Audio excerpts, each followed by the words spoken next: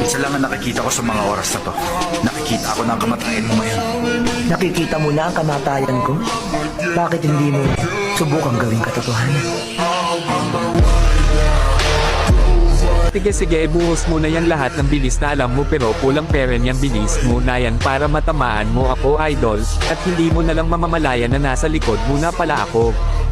Siguro mas magandang tumingin ka muna ngayon sa likuran mo, iyo.